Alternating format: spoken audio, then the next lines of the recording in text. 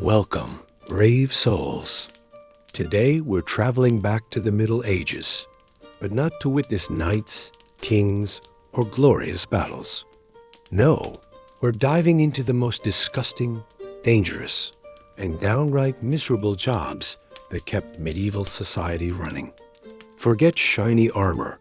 These people worked with blood, filth, and stench so strong it could knock out a horse. The gong farmer, the medieval toilet cleaner. Imagine your job is climbing into a dark pit filled with centuries of human waste. That was the life of the gong farmer, whose duty was to clean cesspits beneath medieval towns. Armed with a shovel and a bucket, they worked only at night to avoid offending others with the smell. But here's the catch. The methane gas was so strong, some farmers suffocated before they even finished a shift. The treadmill worker, human hamsters of the castle. Castles didn't have electricity or engines. So, when heavy stones or gates needed lifting, humans replaced machines. Men would step inside giant wooden wheels, walking endlessly like hamsters, powering cranes and winches. Hours of exhausting labor, all while risking a deadly fall if the mechanism broke. The fuller working with urine. Medieval cloth-making wasn't glamorous. After weaving wool, fabric had to be cleaned with a mix of clay and human urine. Workers called fullers stomped barefoot in tubs of cloth soaked with urine, softening the fibers. The smell was so foul that fullers often worked in buildings on the outskirts of towns because nobody could stand being near them.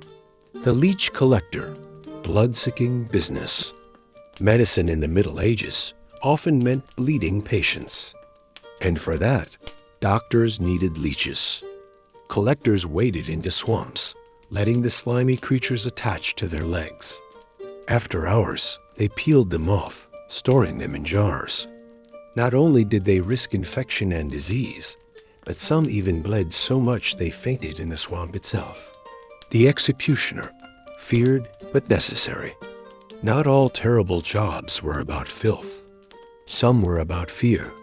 The executioner lived a strange life, despised by society, yet vital to the justice system.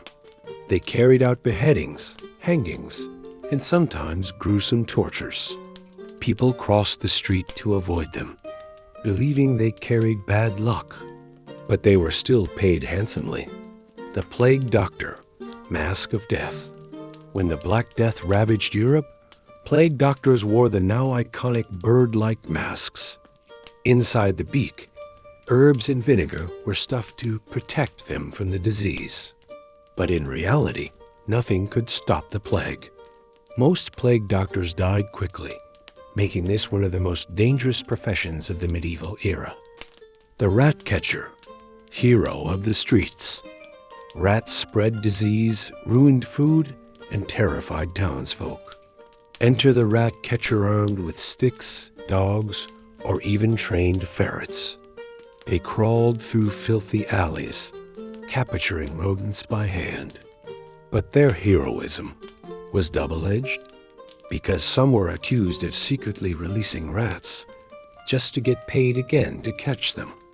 The night squire, not as glamorous as you think. Serving a knight might sound exciting, but most of a squire's work was grunt labor.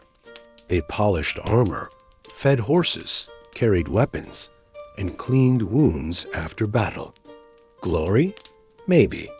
But for most squires, it was endless chores with the faint hope of one day becoming a knight themselves. The grave digger, surrounded by death. Death was constant in the Middle Ages. Wars, famine, and plague made grave diggers busy.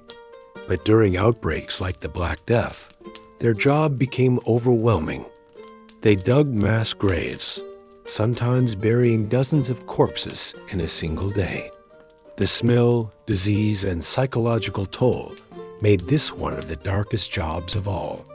So, next time you complain about your job, just remember, at least you're not stomping urine-soaked cloth, fishing leeches from your legs, or shoveling medieval cesspits at midnight.